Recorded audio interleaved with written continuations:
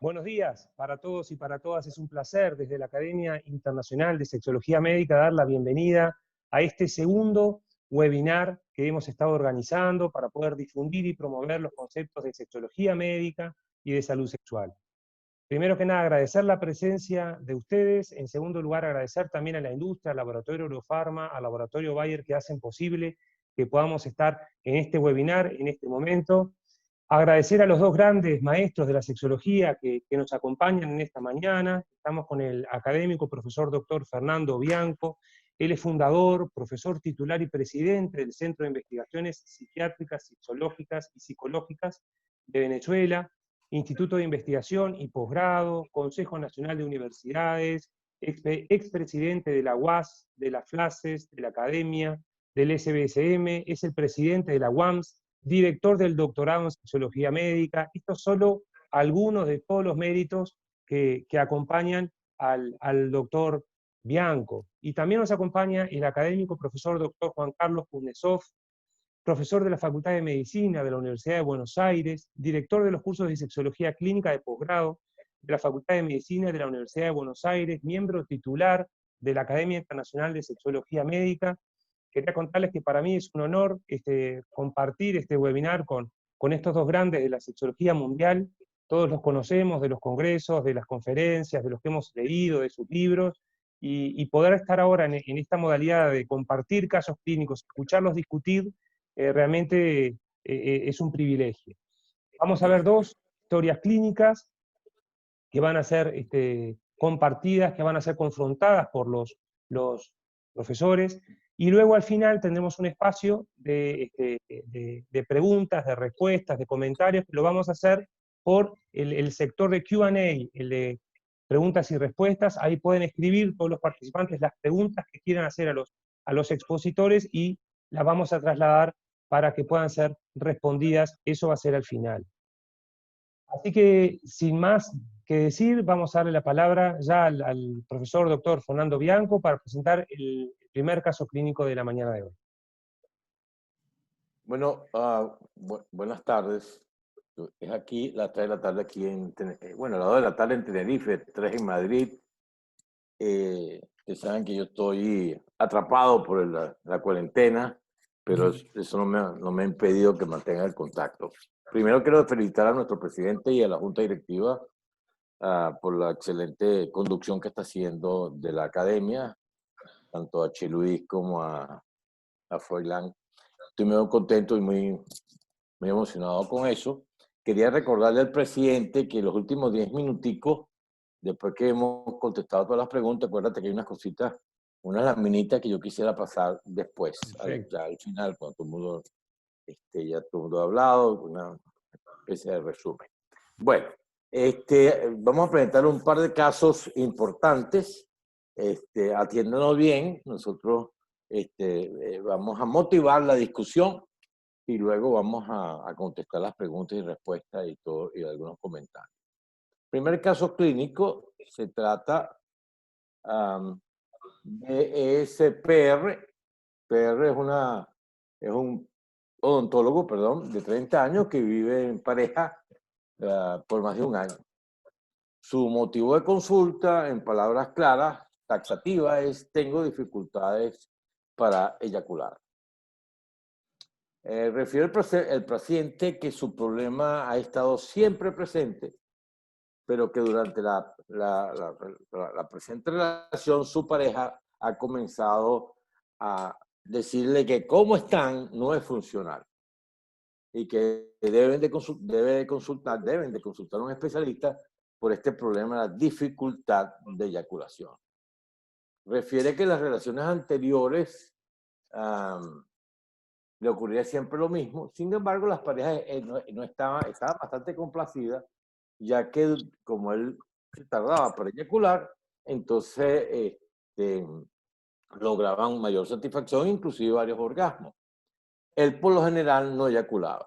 Dichas parejas tenían corta duración y nunca estuvo en una relación comprometida como en la que está en la actualidad. Él niega situaciones clínicas asociadas, refiere consumo de alcohol de manera social, no fuma, realiza pocos ejercicios físicos, no ingiere ningún tipo de medicamento, las funciones básicas del cerebro están preservadas y es exitoso en el ejercicio de su profesión. Cuando vamos al desarrollo del proceso de desarrollo del sexo, él presenta un desarrollo de varón y tiene un patrón de expresión fenotípico donde su sentir de varón está claro con conductas masculinas bien determinadas de acuerdo al medio social donde se desenvuelve.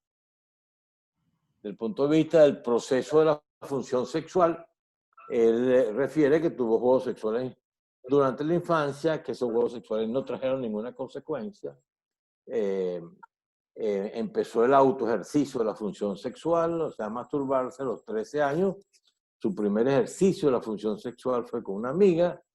Ese ejercicio lo declara como placentero y vienen ejercicios posteriores de una frecuencia media de cada 6, 8 días con distintas parejas. Progresivamente empieza a notar una dificultad para eyacular, pero no le prestó mucha atención porque su interés era graduarse y realizar su posgrado, lo cual fue lo que aconteció. Hace año y medio conoce su pareja actual, convive con ella desde hace un año.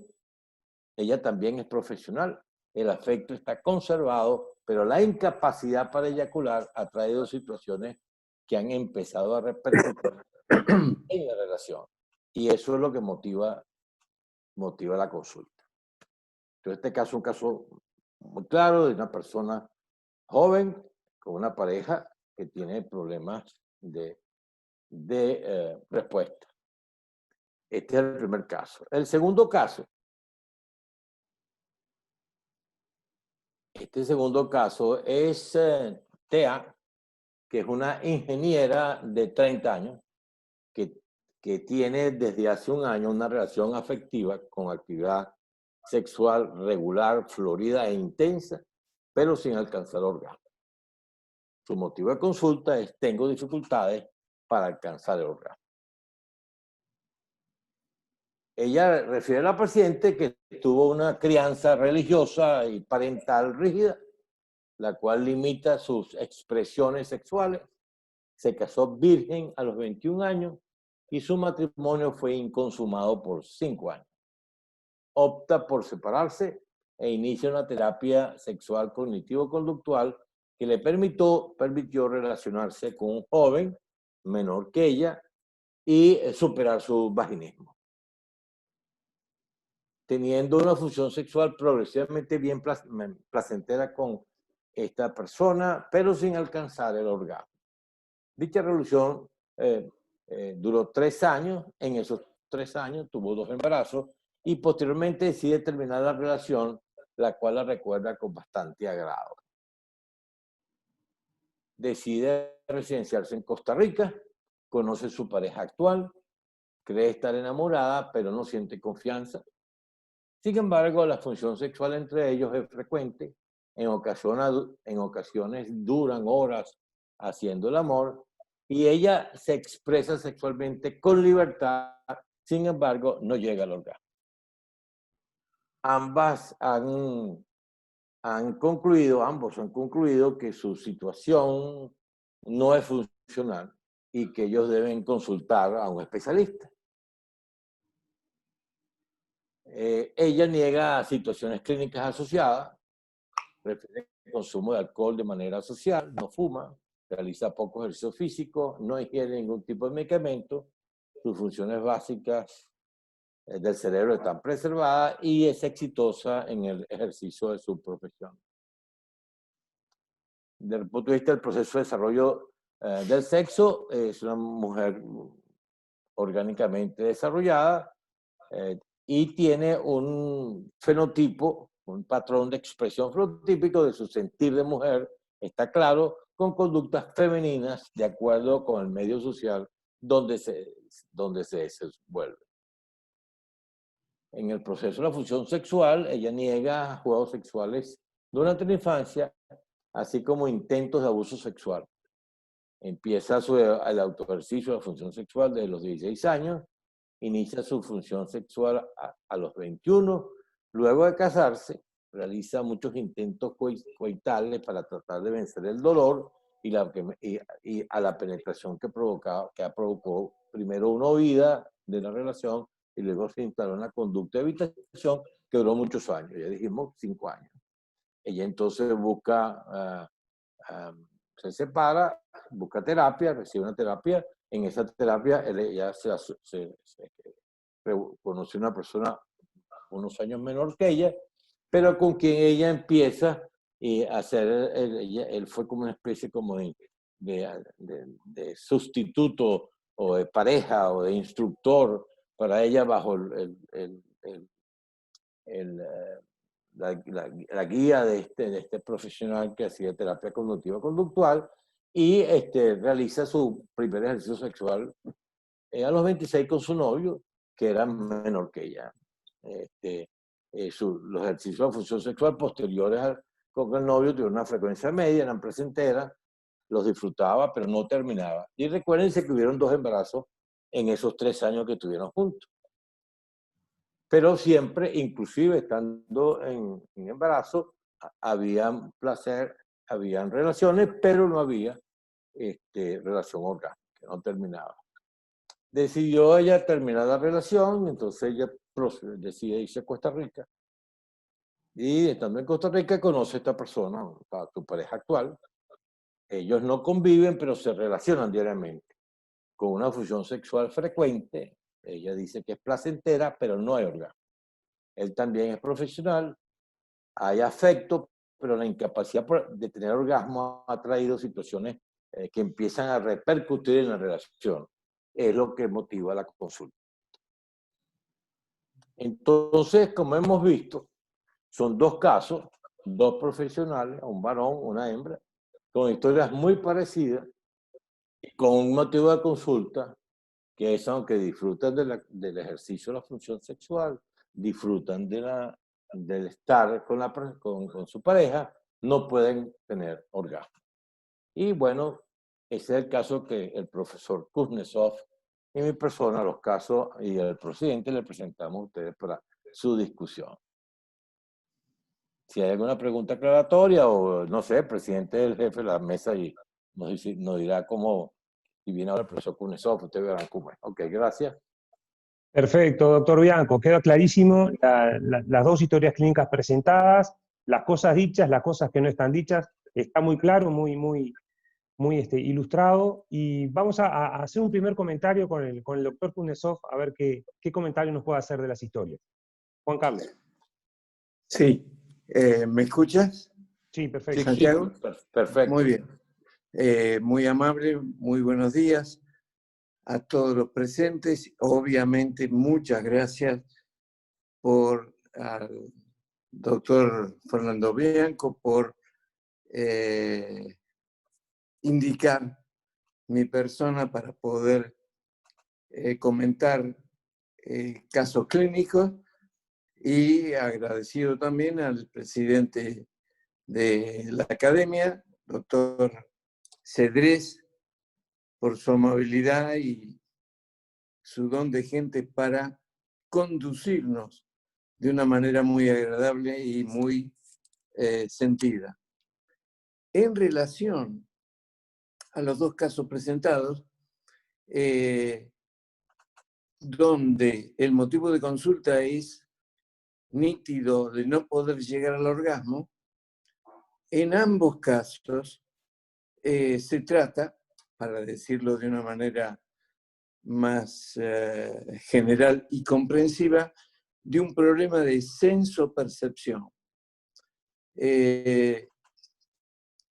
Hace muchos años, nuestra maestra, a quien consideramos una persona muy importante en este tipo de cuestiones, la doctora Helen Kaplan, nos había indicado nítidamente que son muy pocas, proporcionalmente, son muy pocas las mujeres del mundo que decididamente no pueden llegar al orgasmo.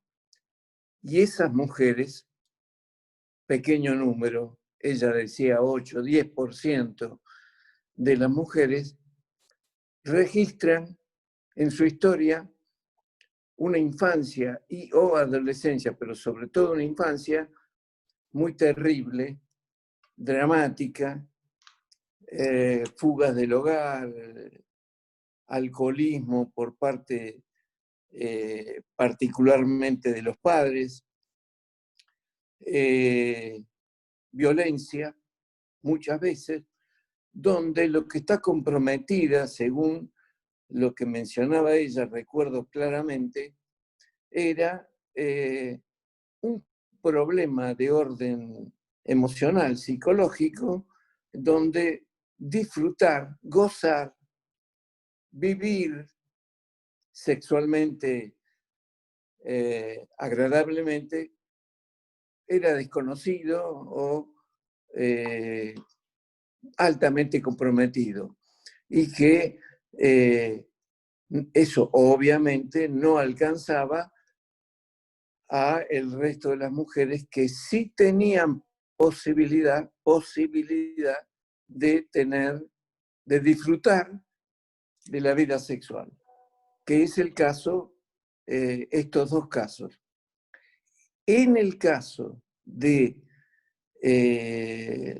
la ingeniera, de aproximadamente 30 años de edad, registra sus antecedentes educativos, rigidez en su incorporación de la vida sexual, tuvo una educación religiosa, nada extraño de que haya incorporado la no satisfacción de la vida sexual. En ambos casos hay importantes, particularmente en el de la mujer, particularmente una continuación de lo que acabo de mencionar. No pudo tener consumación de la vida sexual durante bastante tiempo, años. Al principio, y pese al cambio de pareja, el problema de falta de orgasmo siguió sostenido hasta el presente. Esto hace, en los dos casos, que se haya comprometido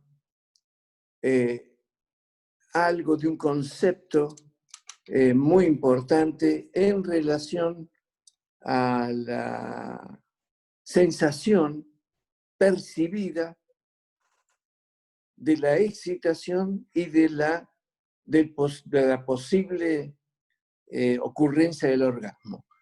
Y ese problema tiene un nombre general, que es el problema de la sensopercepción. En la lámina, digamos, explícita desde Master y Johnson, donde se ve excitación sexual, orgasmo, etc., no la lámina que presenta Fernando, que es una modificación explícita muy detallada. Él se va a referir a ello en forma más importante. Se detalla, insisto, en Master y Johnson, 2 o 3, creo que recordar que 3, eventualidades que pueden existir en la excitación sexual y el periodo más o menos delimitado de meseta, tanto en hombres como en mujeres. Me interesa señalar un elemento de esos 3, y es una línea ondulada que se desvanece, para decirlo de alguna manera comprensible, se desvanece en su final.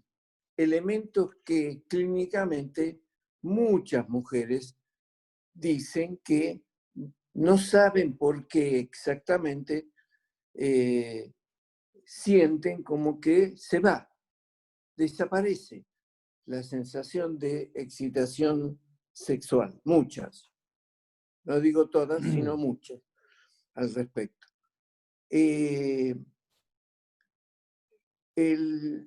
Lo que la experiencia muestra, por lo menos la mía, es que hay en estas mujeres u hombres un problema previo aparte de la educación recibida, aparte de ella, y es que estas personas abordan el encuentro sexual, la relación sexual, con la expectativa negativa de que ya saben que van a tener esa dificultad. Y esa expectativa negativa incide tan señaladamente como el esquema conocido por todos nosotros de Master y Johnson. Y por supuesto, a lo que también creo yo se va a referir el doctor Bianco, con su esquema muy conocido. Esta expectativa negativa, más agrego, más una hiper cantidad, emoción intelectual, son dos personas con un gran registro de intelectualidad. Esta situación incide sobre las emociones, cuyo centro es exactamente lo contrario, por lo menos en la ubicación cerebral, de la intelectualidad. O sea, un exceso de corteza cerebral, para decirlo de una manera más directa, inhibe algunas de las funciones que están subordinadas por bajo la corteza cerebral. Y allí están los centros de la excitación cerebral, la excitación sexual, etc. O sea, dos grandes elementos que, a mi juicio, inciden en estos dos casos. O sea, un exceso de intelectualidad y un abordaje a la relación sexual sabiendo que van a tener una dificultad para poder sentir emocionalmente. Y esto hace que ambos disfruten todo bien, como la presentación del caso lo muestran, pero en un conflicto bastante importante entre lo que se desea racionalmente y lo que emocionalmente sucede, que habitualmente, y todos lo sabemos, es justamente no consciente, o sea, no voluntario, sino se le impone al sujeto sin poder controlarlo o dominarlo. Hasta el momento es lo que trato de mencionar. Perfecto, muy bien, clarísimo. El doctor Kuznetsov. Doctor Bianco, ¿qué consideraciones hace con respecto a la postura que Juan Carlos nos transmite? No, yo creo que las consideraciones que hizo el profesor Kuznetsov son consideraciones no solamente interesantes. Este término sensoperceptivo se lo voy a copiar. Después, al final de la presentación, le digo porque interesante el término, Juan Carlos, me gusta. ¿Puedes puedes oponerte, ¿eh? Puedes oponerte. No me puedo poner porque apoya lo que tengo, lo que la casa que nunca lo había visto así, la expresión de su perspectiva. Después te digo por qué. Y lo otro es que, bueno, nosotros siempre hemos dicho pues, que hay un problema entre el sentir y el pensar. Y evidentemente, inclusive hablamos del principio de que el paciente o la persona debe sentir y no pensar, y muchos pacientes lo que hacen es pensar y no sentir. Para apoyar pues, el comentario que tú hiciste anteriormente, que me parece muy bien, y que tiene como una sobrecarga de la parte cognitiva, que ya cuando vas a la ejecución ya tú vienes, como dicen por ahí, con un golpe en el ala, pues ya vienes mal, pues. Entonces, por más que haga lo que haga, ya estás con esa cognición permanente que muchas veces, o la mayoría de las veces, impide la respuesta, pues ya uno viene sin que no va a pasar, pues. Que esos pensamientos anticipatorios pudieran estar o no acompañados de una respuesta, de elementos de la respuesta de ansiedad, pero pueden que no. Así que me parece que el comentario es completamente correcto. Hasta ahí voy. Perfecto, perfecto. Están, la verdad, que lloviendo las consultas por privado, por mail, al chat general, de gente que quiere comentar, que quiere intervenir, que quiere preguntar a los profesores, pero insistimos que sigan mandando las cuestiones o las inquietudes que tengan, que al final vamos a tener espacio de comentarios y de respuestas. Yo le voy a pedir al doctor Bianco si quiere continuar con la presentación. No, me gustaría oír el público, las Bueno, consideraciones que tiene el público, cosa de dejar la última parte de la presentación como como para cuando se vaya a cerrar, pues. De perfecto. hacer una consideración didáctica y académica sobre el final, ¿no? Pero me parece que es mejor ahorita dejar que la gente se exprese, pues, y Perfecto. pregunte, y diga, y no sé, lo que Acá, por quiera. ejemplo, están lloviendo las preguntas. Por ejemplo, María de Argentina me pregunta que les transmita cómo se trata el exceso de intelectualidad que habla el doctor K o el sentir y no pensar del doctor Fernando.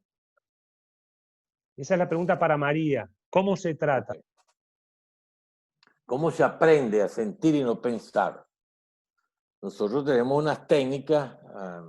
Primero, hay una posición original en el desarrollo de máster de William Master y Gina Johnson, a quienes conocimos, que es que ellos tienen un principio que es el principio de dar y recibir placer.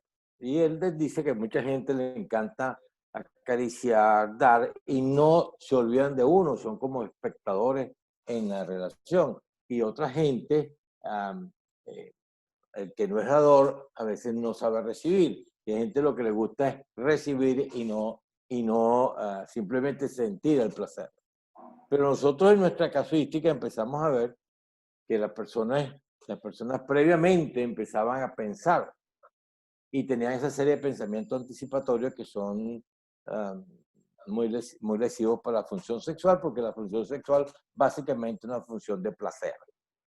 Entonces es el placer. Entonces nosotros dijimos, bueno, si el estímulo entra por la piel, de ahí sube al hipotálamo. En el hipotálamo está la primera computadora que lo registra, que envía una emisión para una señal para la corteza, donde está la computadora mayor, y entonces recibe la información y vuelve hacia abajo para ya concentrar, ir al hipotálamo y establecer la respuesta. Muchas veces encontramos personas que simplemente hacían un pase de recibir el estímulo e ir directamente a la computadora cerebral, que es lo que dice Juan Carlos. Enseguida sale el pensamiento y es como que si no existiera hipotálamo. Pasa correcto. Y en algunas personas pasaba lo contrario. Que hay gente que dice, que le decían, personas que le decían a uno, es que yo no sé qué me pasó, yo empecé a bailar con esta persona, tuve una sensación y bueno, y empezamos a besarnos y a hacernos todo, etcétera. Y yo no pensé, y no sé por qué no pensé, porque a veces el sistema de sentir, pasar al hipotálamo, o sea, cintura, todo lo que es la cintura límbica y responder, es superior a la sensación al pensamiento. Nosotros en clase utilizamos mucho el símil. Bueno, la tropa son los estímulos que entran. En el hipotálamo un coronel y el que está arriba en la corteza es un general. Cuando el general es muy rígido, el coronel nunca hace nada. Pero muchas veces el coronel es menos rígido y mientras el general medio se descuida, pues él deja pasar que la tropa haga un poco de cosas que quiera. Ese es para que vean lo que es la jerarquía. Esa jerarquía existe. Entonces hay una serie de técnicas que uno puede hacer para que la persona empiece a entrenar su cuerpo a sentir. Ahí está la técnica del automasaje, que es cuando usted instruye al paciente que 2 veces al día tome 5 minutos y con la yema y palma de las manos se acaricia el cuerpo para que él empiece a sentir sin pensar que está sintiendo, tocándose todo lo que es la cara y así progresivamente todo su cuerpo, sintiendo, ¿no? Esto sí es un fastidio, porque me mandó esto, doctor Bianco, no entiendo nada, ¿no? Trata de sentir. En la técnica del automasaje, una vez que usted empieza a hacerla, usted empieza a entrenar su cuerpo sensoperceptivo, que dice ahorita el maestro Kuznetsov, que es importante, para que usted empiece a sentir y a que la parte del pensamiento empiece a perder fuerza. Esa primera maniobra del automasaje, nosotros la asociamos con la maniobra del masaje bilateral, que es el masaje donde la persona recibe para sentir o la persona da para también sentir mientras da. Es un poco modificada la técnica del Sense Focus de Master, porque esto es una técnica dedicada al sentir, pero que después se puede seguir con la otra técnica, pues ya más del Sense Focus que hacía Master. Entonces, usted puede ensayar eso. Usted puede tener una pequeña lámina donde tiene los estímulos aquí y de ahí pasa al hipotálamo y de ahí pasa al cerebro, al regreso y se lo explica al paciente. Los pacientes, en la medida en que se entrenan, empiezan a sentir y no pensar, y eso permite que, acuérdense que la respuesta sexual tiene 2 componentes fundamentales, el componente vascular y el componente muscular. En el componente vascular hay una vasocongestión progresiva y en el componente muscular una miotonía increciente. Si usted siente y no piensa y su respuesta sexual se produce, todos los elementos contrarios a esa respuesta, por ejemplo, la respuesta de ansiedad, cuando uno piensa, como decía el profesor Juan Carlos, bueno, no, hombre, ¿para qué? De todas maneras yo sé que no voy a tener orgasmo, ya uno va con esa respuesta, y hay elementos que hacen que la respuesta muscular o la respuesta vascular sea inversa. Cuando uno tiene angustia, ansiedad, miedo, el vaso sanguíneo se pierde el diámetro, o sea, se hace una vasoconstricción, contrario a lo que es el elemento de la respuesta, y el músculo entra en aumento de tono, o sea, es contrario. En vez de producirse los elementos que se necesitan para la respuesta sexual, los elementos que se presentan son contrarios, inhiben la respuesta. Y esa es la explicación. Entonces, en personas que tienen pensamientos anticipatorios, en personas que pueden ser que sean o no obsesivos, o que hayan aprendido de que, bueno, me ha pasado tantas veces que para qué lo voy a volver a intentar si me va a pasar lo mismo.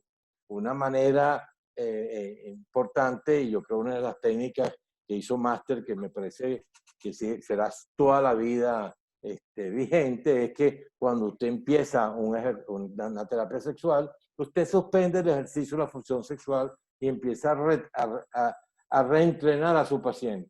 Y una de las primeras cosas que uno hace es ensayarlos a sentir y no pensar con la técnica del automasaje y la técnica del masaje bilateral.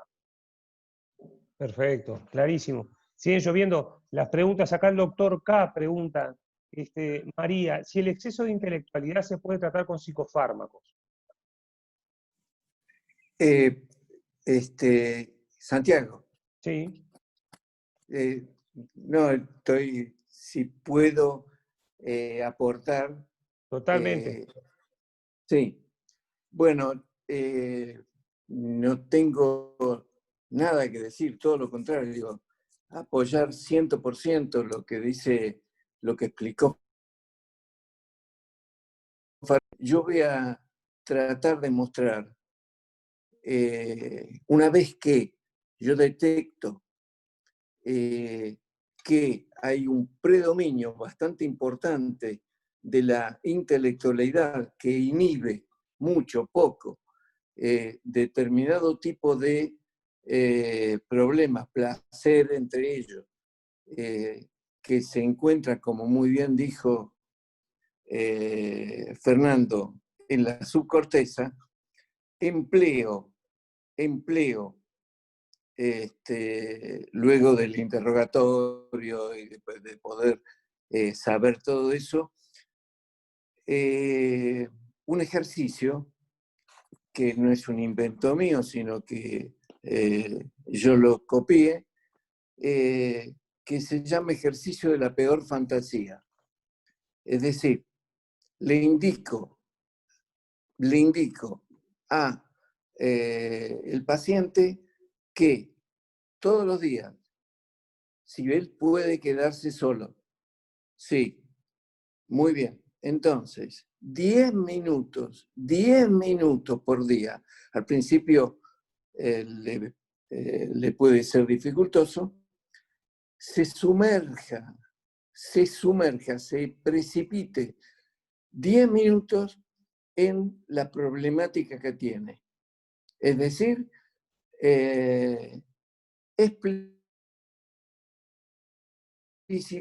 sus sensaciones más importantes de fracaso, de dolor, de angustia, de problemas que estén conectados o no, no importa, 10 minutos. Hace muchos años, alguien, una maestra muy importante que tuve, me enseñó que lo que se explicita deja de ser peligroso. Insisto, lo que se explicita deja de ser peligroso. Yo se lo explico claramente al paciente. Al principio le cuesta hacer este tipo de cosas, pero después la segunda, tercera, cuarta vez, el tema se explicita, y algunas veces de palabra y otras veces con hechos, es decir, movimientos no verbales, gritos, llanto, etc., para explicitar lo que estas personas muchas veces tienen, como realmente han tenido los pacientes, los pacientes que se presentaron, tratamientos psicológicos, y están en tratamiento psicológico. Ahora, de pronto, concentrarlo, todo eso, en 10 minutos y provocando una reacción bastante importante, dejando de ser peligroso, tal como lo menciono, produce un alivio muy importante. El primero, que el cerebro, entre comillas, voy a decirlo para que se entienda, el cerebro se entera de que le dan hora, es decir, 10 minutos por día. Tranquilo el resto del día. Al paciente, la locura circular que lo obsesiona se disminuye bastante después de la segunda o tercer día de hacer este ejercicio, y permite un alojamiento bastante importante que no puede tener orgasmo porque hay algo comprometido entre el cerebro, la corteza cerebral, el general, como dijo muy bien Fernando, y la tropa que recibe órdenes. La tropa empieza a tomar el comando de la situación un poco en rebeldía, entre comillas, frente a la orden de la superioridad de la intelectualidad. Quisiera hacer un comentario y quizás hasta una pregunta. Me parece interesantísima la técnica, como estoy haciendo la segunda edición del libro sobre técnica, la voy a poner y me va a tener que ayudar a completarla completo, Juan Carlos, por supuesto, anote todos los créditos. La persona en 10 minutos hace una abracción, o sea, habla de su problema y no puedo tener, digamos, qué cosas. Y en la medida en que va hablando de eso, su cognición, su pensamiento pierden poder y el cuerpo empieza a sentir más. Eso sería una buena interpretación. Sí. Ok. Sí, correcto. Estamos en la misma línea. Está bien. Sí. Muy bien. Lo único que el ejercicio pone la explicación de lo que exactamente has dicho vos. Sí. Y es solo, estando solo o acompañado. Solo. Y, Él con su cerebro. Ajá, ok. Anulando el teléfono, la interrupción, de 10 minutos solo con su cerebro. Haciendo una abracción sobre su problema. Sí, señor. Ok, está genial. Qué interesante, la verdad que los comentarios del chat son muchos. La doctora Alicia Garzón nos dice exacto, esta intervención se usa también en terapia sistémica breve con la técnica de echar leña al fuego. Silvina nos dice, qué maravilla, cómo coinciden las técnicas pese a los diferentes marcos teóricos. Gracias, muy buenas las técnicas descritas por los doctores. Juan José Morales pone, en terapia de la conducta se denomina terapia por abrasión y se fundamenta con extinción experimental. Son técnicas estratégicas. La verdad que Sí. vienen comentando todos y apoyando, y muchos pone acá a Peris, el doctor Carlos explica sencillo, lo difícil o hace fácil un genio. Súper claro, muchas gracias, excelente, terapia conductual, la verdad que impecable, pero siguen insistiendo, una pregunta para el doctor, ¿casi él acompaña esto con psicofármacos o no? Juan Carlos. A veces sí. Dale. Sí. Yo lo voy a decir de alguna manera. No hay un fármaco específico, pero habitualmente los pacientes requieren un comprimido. Personalmente, yo soy médico, cargo este defecto desde hace muchos años, y entiendo que muchas veces hay que dar un medicamento. No le tengo miedo a la palabra placebo. No le tengo miedo justamente porque la palabra placebo quiere decir la satisfacción.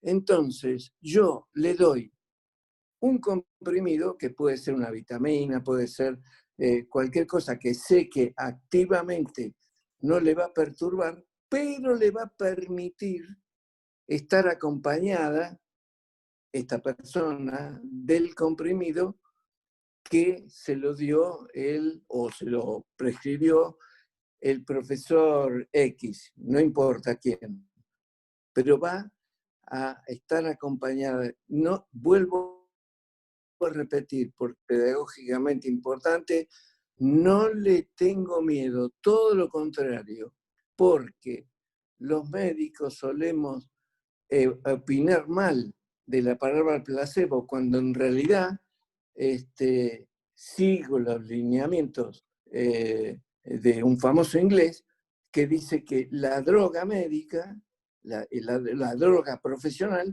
es la más usada, la que menos se sabe, que no se sabe sus dosis terapéuticas, tóxicas, etcétera. Entonces, cuando doy un comprimido, lo cargo, entre comillas, de lo que le menciono. ¿Para qué me sirve? Me dice él. ¿Que ¿Para qué te sirve? No lo sé muy bien, pero requiero que me digas qué pasa dentro de 15 días. O sea, aumentando todavía aún más la curiosidad posible que el paciente puede tener en relación a lo que le he indicado. Déjame decirte una cosa, Santiago y Juan Carlos, no estoy hablando, el que nos está haciendo la pregunta, pensando que son ruminaciones obsesivas o pensamientos obsesivas y se referiría a que se debe poner un inhibidor de los mecanismos de retoma para tratar de disminuir el pensamiento obsesivo. Si ese diagnóstico se hace, tú utilizarías un fármaco específico. Yo, ¿me preguntas? Claro, te pregunto, claro. No le doy ningún fármaco específico, porque un fármaco específico podría ser un ataráxico, podría ser un psicofármaco, lo que le va a producir al paciente somnolencia, en el mejor de los casos, etc. No, prefiero que mi accionar psicoterapéutico, mi palabra, sea lo que realmente intente provocar lo que estoy buscando. Que sería lo que el doctor Moles dijo de la extinción experimental. La abracción, a las 5 secuencias. Sí. Ok, all right. Está bien. Perfecto. Chévere. Siguen los comentarios. Sofía nos dice, Cherenza, igual más allá de que sea una técnica asociada a la terapia cognitivo-conductual, no deja de ser una técnica que baja el nivel de intensidad pulsional dirigido al yo, modificando o aliviando esta lucha con los factores exteriores o interiores que exponen al individuo a esta angustia en peligro. Sí, subrayo, sí. Sí. Silvana nos dice, muy bueno, el efecto placebo habilita a quien le cuesta permitirse el disfrute. Coinciden con técnicas cognitivo-conductuales. Excelente, la terapia de la conducta se llama exposición a su peor miedo, nos dice Adriana Martínez. Baja la ansiedad y facilita la sexualidad. Adrián Rosas, el doctor Kuznetsov hace simple lo complejo, excelente, gran forma de abordar, por tratar, por mejorar, prestigiosísimo panel, muchas gracias. La doctora Silvina Valente hace algunos aportes desde Argentina. Pregunta, en un paciente varón con aneyaculación, ¿cómo lo abordarían? Esa es la historia clínica número 1. Otra pregunta de la doctora Silvina Valente. Cuando las mujeres obtienen el orgasmo por autoestimulación y no logran obtenerlo con la pareja, y empiezan a pensar que nunca van a poder y se desmotivan, ¿cómo encaran la terapia en ese momento? ¿Esta pregunta la hace quién? Silvina Valente, de Buenos Aires. Dice cuando lo tiene sola, pero no lo tiene con el compañero. Cuando lo obtiene por autoestimulación y no logra obtenerlo con la pareja, compañero o compañera. Bueno, fíjate, ahí está la resolución de los dos casos. Si lo resolvemos ahorita, no sé si cortamos o incrementaríamos las dudas, pero podremos entonces darle palo, ¿no? Si usted está de acuerdo. Sí, Bueno, sí, acuérdate, totalmente. okay. Acuérdate, Silvina, que la sexología estudia dos cosas, el sexo y la función sexual. Cuando tú haces, si te vas a la que nosotros denominamos la lámina maestra, en la parte de función sexual, tú tienes básicamente algo que es inherente a la función, que es la cualidad del proceso o deseo, que es algo inherente a la función, y es la activa, la desactiva, la vuelve a activar, la detiene. Tiene dos fases, la fase de estímulo, la fase de respuesta, y en todo proceso las fases tienen factores que lo determinan. En la fase de la situación de estímulo tienes el factor administración, el factor método y el factor frecuencia. Y luego tú tienes los factores en la respuesta, que son los factores anatómicos, neurales, hormonales, etc. Y tienes el tiempo de funcionamiento. En estos dos casos, la respuesta sexual se presenta cuando la persona lo hace solo. Entonces la primera pregunta que uno le hace a los pacientes que vienen con esta es, mire, dígame una cosa, ¿usted se masturba? Y entonces cuando le dicen a uno sí, la segunda pregunta, ¿usted tiene orgasmo cuando se masturba? Sí. Entonces esa persona no tiene dificultad orgásmica. Pues esa persona tiene orgasmo. Entonces uno como clínico tiene que tener las cosas bien enfocadas. Entonces estamos hablando de una persona que si está sola y se toca de una determinada manera, entonces se le produce la respuesta. Entonces ya tiene una patología a nivel de la metodología de aplicación del estímulo. Y de ahí la palabra interesantísima que aplicó, que dijo al principio Juan Carlos, del ascenso percepción. Porque evidentemente un problema es sensoperceptivo. El varón en este caso, el primer caso, él se masturba y logra su eyaculación porque su mano tiene logra una presión, una velocidad que la asocia o no con la fantasía y logra el orgasmo. Y en el caso de la mujer pasa lo mismo. Si ella se toca de una determinada manera o se pone en el bidel, para los que no oyen esa palabra, el bidel es un instrumento que hay en muchos baños donde usted pues, abre la llave y sale un chorrito y va directo al clítoris. Hay un grupo de mujeres que está pegada a la presión de ese chorrito y a la temperatura del chorrito. Entonces, estas personas, cuando uno hace la pregunta, si usted se masturba y tienen ejercicio, tienen orgasmo durante la masturbación, entonces ya el problema de esta persona que tienen un problema en su obtención del orgasmo, ya uno sabe que ella sí tiene orgasmo, pero se utiliza la técnica a la cual está acostumbrada, donde su sensopercepción está fija. Y ahí está el problema que se resuelve. Por eso cuando ustedes están frente a un posible paciente sexológico, o el problema está a nivel del proceso de desarrollo del sexo, bien sea en su fase de programación, en su fase de diferenciación o en su fase de expresión, o el problema está en la función sexual, bien sea en la cualidad, bien sea en el estímulo, bien sea en la respuesta o bien sea en el tiempo de funcionamiento. En el caso que nos ocupa, nosotros tenemos el problema está a nivel de la función. Ese problema que está a nivel de la función, usted dice, bueno, eso es una cosa esporádica de vez en cuando, que es una experiencia. O usted dice, esto es el síntoma de una enfermedad, o esto es una enfermedad propiamente dicha. En este caso que lo ocupa, la ausencia de orgasmo es el síntoma de la enfermedad. ¿Y cuál es la enfermedad? Que está fijado a un problema de la metodología. De la metodología, tiene una situación metodológica que se llama fijación de método. Y entonces eso está, si usted va al manual diagnóstico, usted va a encontrar el diagnóstico es una orgasmofilia, o sea, que es el código MDS B30 del manual, donde hay una patología del método. ¿Por qué? Porque la discriminación que hace la variabilidad con discriminación se hace por encima del rango. Si yo me masturbo solo si logro el orgasmo, pero si lo hago de otra forma, no lo logro. Entonces, aquí hay una discriminación que es patológica y que entonces hace que la persona pues tenga esta situación. En los dos casos igualitos, tanto para el hombre como la mujer, y entonces nosotros tenemos una fisiopatología de método, desde la situación de estímulo a nivel de método, con una sintomatología de diferenciación orgásmica.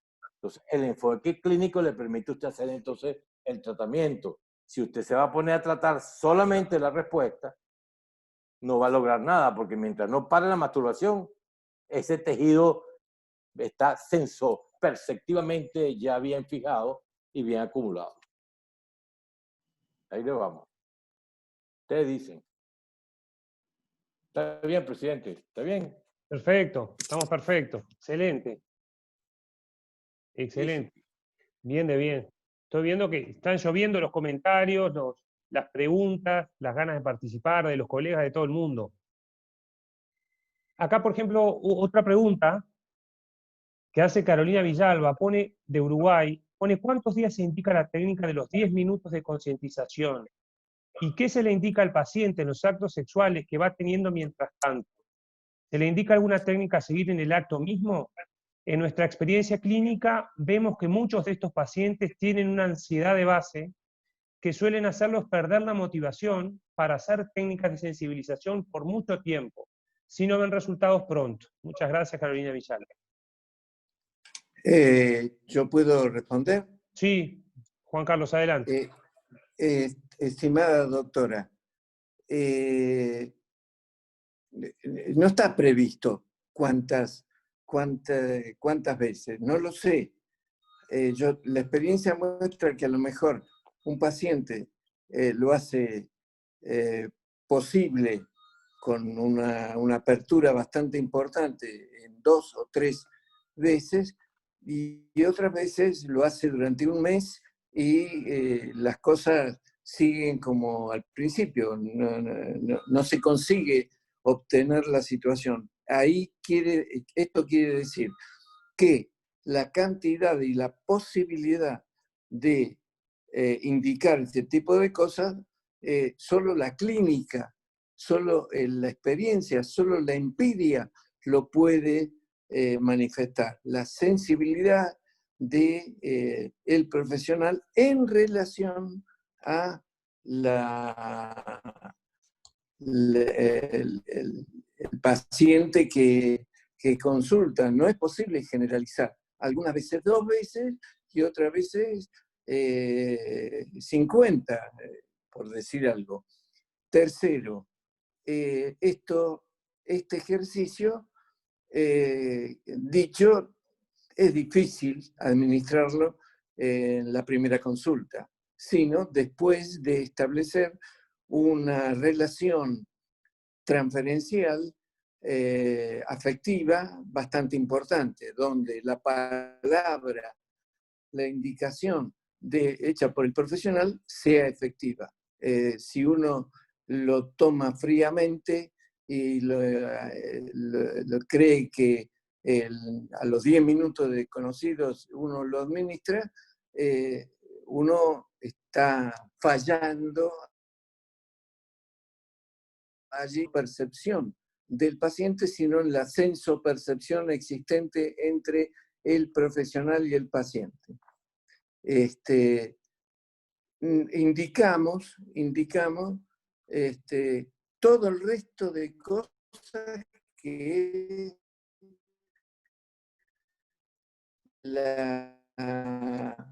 el modo cognitivo comportamental lo indica, solo que lo administramos en el momento, la situación de que uno explica, pero muy difícil de poder generar en la práctica. Sí, Santiago. Sí, perfecto, muy bien, muy bien. Queda clarísimo acá. La verdad que sigue lloviendo. Vic dice, yo haría una reconexión emocional con la pareja, el abordaje desde la pareja. Juan José Morales hace una pregunta interesante también, diciendo, uniendo las dos posturas teóricas, ¿es la fijación del método la que lleva a las problemáticas psicológicas o lo contrario? La problemática psicológica es lo que conduce a la fijación. ¿Qué les parece, profesores? Bueno, para mí, déjame decirte correcto, es Juan José Moles, Sí, no Morales. Juan José Moles. Moles, sí. Fíjate bien, si uno ve la historia presentada, cada uno de los dos pacientes, tanto el varón como la hembra, empezaron su actividad de autoejercicio de la función sexual desde los 12, 13 años y nunca la pararon. Y eso lo ha mantenido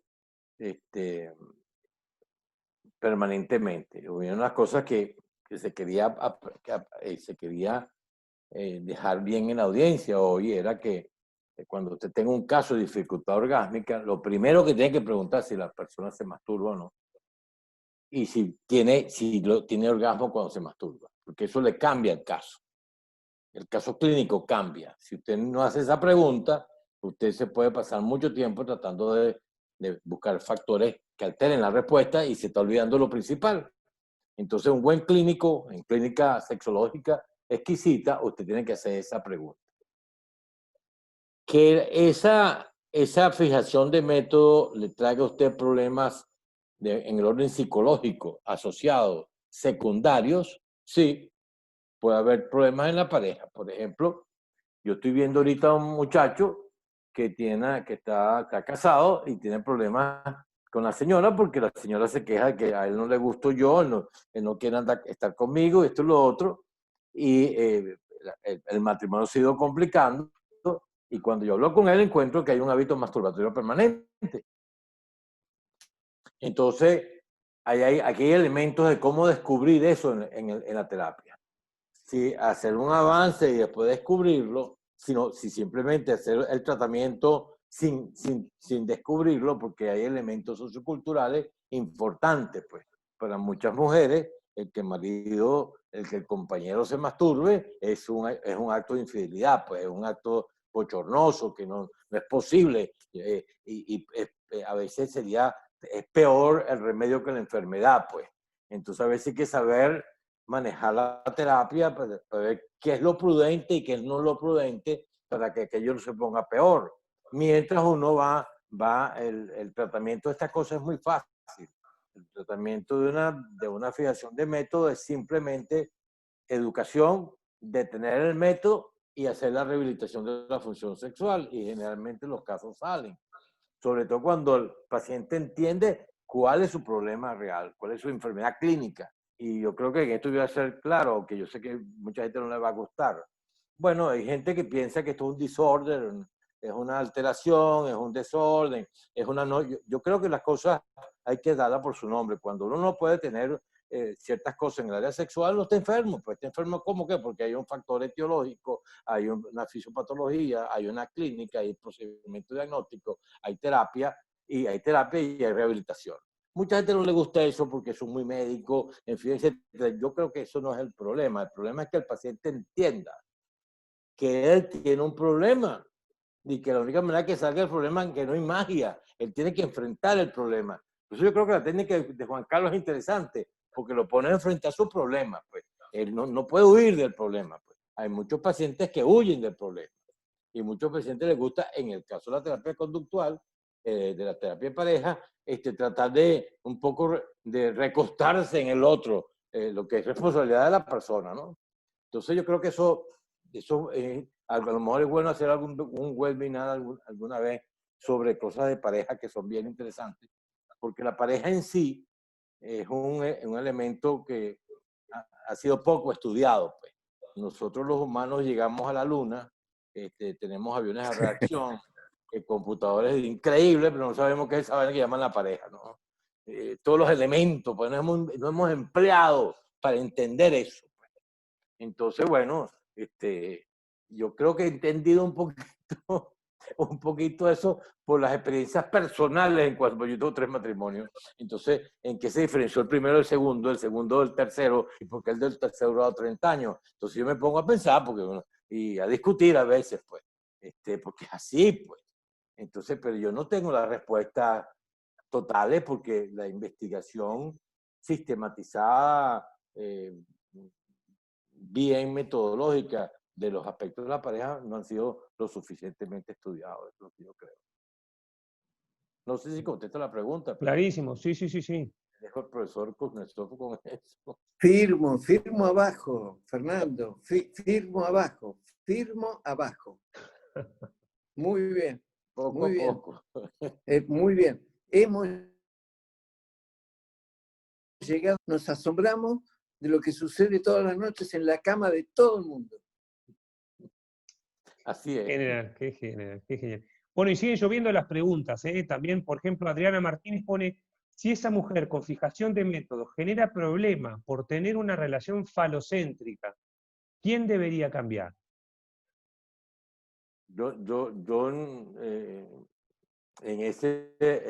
Para mí una persona que tiene una fijación de método está enferma y necesita tratamiento. El tratamiento es claro, educación, suspensión del método y rehabilitación del ejercicio sexual. Eso no, si es falocéntrica, no es falocéntrica, yo no entro en eso.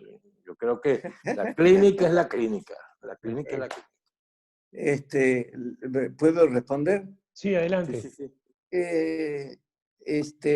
Que sea falocéntrica, vaginocéntrica u orgasmocéntrica no tiene ninguna importancia. La relación sexo es de a dos, a veces de una multitud, pero por lo menos de a dos. Así que cuando consulta es un varón, a lo mejor la mujer no está, pero la función que él está diciéndome que tiene fallida está referida a otra persona. Es decir, lo mismo pasa si uno consulta, si la consulta a uno una mujer. El problema puede estar en la mujer, pero inevitablemente la función está en relación al compañero o compañera de esa persona. Perfecto, perfecto. Clarísimo, la verdad que muy claro. Doctor Bianco, ¿tenemos más diapositivas para seguir avanzando? No, ya las hice todas, ya las creo que las puse Perfecto. todas. Y ya las puse todas. Bien, bueno, estamos llegando a la hora y cuarto del webinar. Sería interesante que los dos académicos, profesores que nos acompañan ahora pudieran hacer unos comentarios finales de lo que fue el webinar de hoy y del tema. Adelante. Bueno, mira, para hacer bien, yo quisiera enfatizar dos cosas. En la sexología, la clínica sexológica hay que seguirla escribiendo. La medicina interna, la urología, han tardado años en escribir su clínica. La clínica sexológica no ha sido escrita como debemos escribirla. Mientras tanto, hay una serie de enfoques, hay una serie de situaciones. Pero hay algo que es crítico, que el paciente está ahí y sufre. El paciente busca que uno lo ayude. Y cuando viene, generalmente viene bien deteriorado. Nosotros de saber si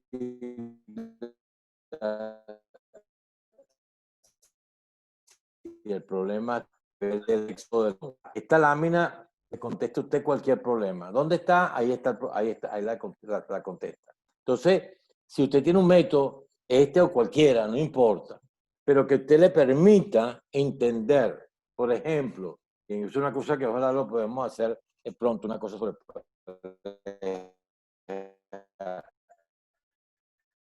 yo cuando he pareja por 45 años, mucho tiempo, pero yo ahorita cuando me llega una pareja y yo oigo la queja del miembro varón y la queja del miembro hembra, o la mujer y el hombre, del esposo y la esposa, oigo la queja. Y después que la oigo, lo reúno, y le digo, mire, la primera cosa que le digo es, ¿ustedes están dispuestos a trabajar para salvar esta pareja o no están dispuestos? Porque la vida me ha enseñado a mí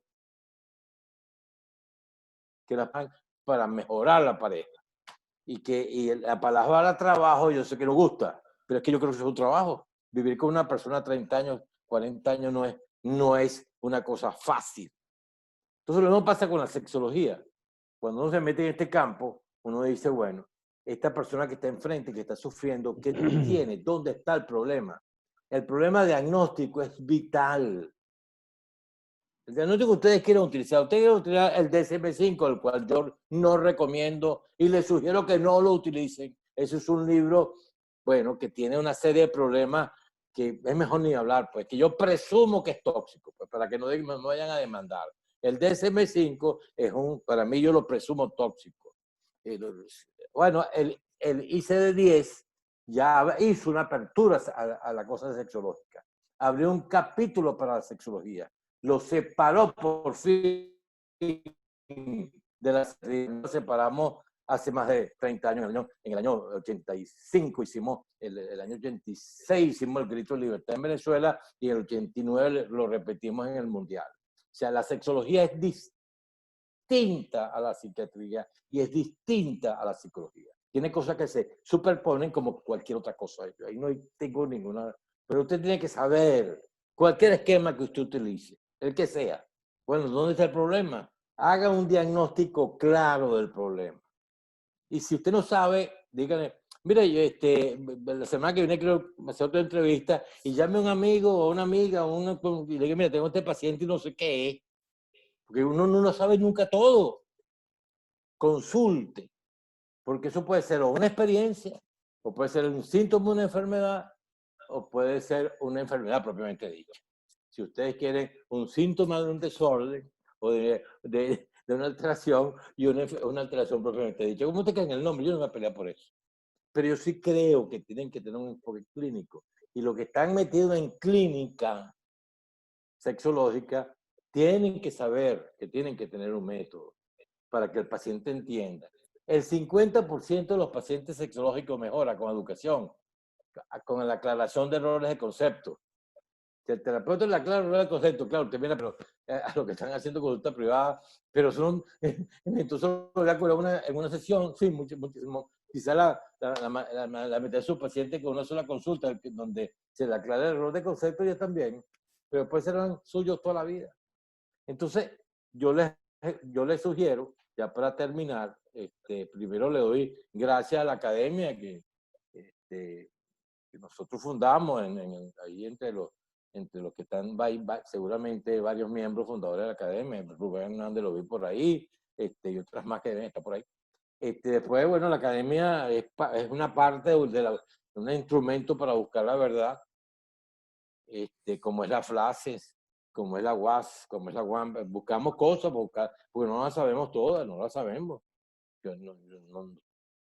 Pero esto es muy maravilloso y yo te quiero felicitar, Santiago, porque realmente es una experiencia bien interesante y la has llevado adelante muy bien. Y bueno, haber alternado con el profesor Kuznetsov, a quien admiro mucho y quiero mucho, y además mi hermano de elección. Lo uno no impide lo otro. Pero es muy bueno y aprendí. Fíjate, yo en todas esas cosas aprendo. Este término de supersesión le voy a sacar el jugo. Este término se lo voy a sacar el jugo. Ok, gracias, Santiago. Perfecto, perfecto, Fernando. Se nos fue el profesor. Entonces, la verdad que es un placer contarles que superamos los 500 participantes, muchos países representados, está Venezuela, Ecuador, Uruguay, Brasil, Chile, España, Perú, Argentina, Bolivia, Colombia, Paraguay, todos los países que nos están acompañando para escuchar a dos grandes y para acompañar a la academia en esta jornada. Doctor Juan Carlos Kuznetsov, ¿algún comentario final, por favor, para terminar el webinar de hoy? ¿Cómo no?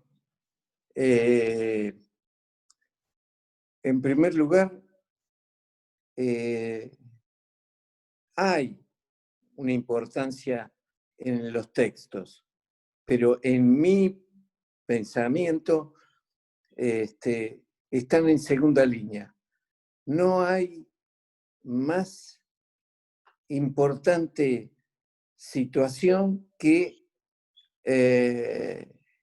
el vínculo experiencial con los pacientes que sufren y consultan. Sigo indicando una frase muy importante de von Grassenberg. Si quieres saber, aprende a obrar. No tenerle miedo al error, porque no hay ninguna acción perfecta. Ni en Freud, ni en Darwin, ni en Dios, ni en nada. No hay perfección. Lo que hay son errores y reflexión sobre los mismos, en que uno va aprendiendo, mejorando,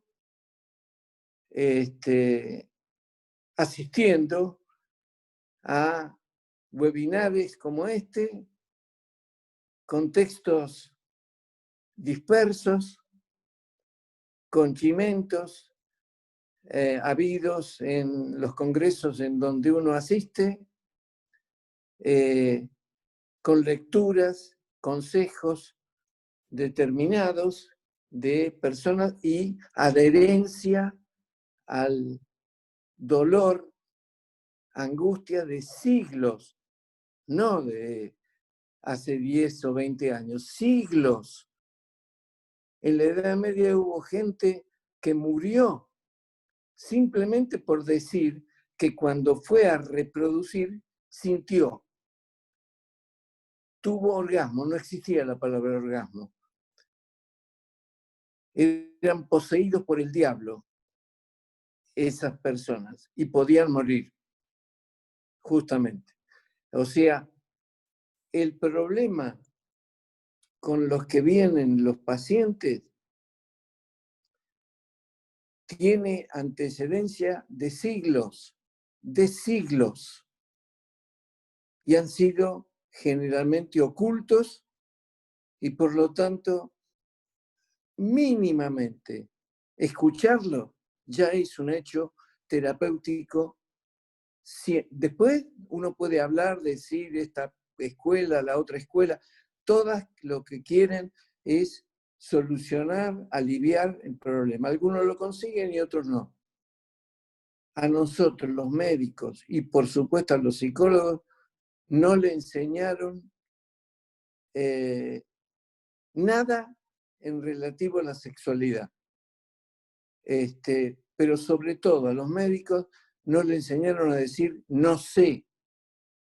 No sé, es un acto muy importante que muchos tienen miedo, vergüenza, inhibición de decirlo y son expendedores de medicamentos. No tienen la más mínima noción que nosotros, Fernando a la cabeza, Cedrés a la cabeza, gente que ha transgredido las penas y los dolores de la lucha, de algunos que se la creen más sabios que los sabios mismos, han tenido. Entonces, estimado Santiago,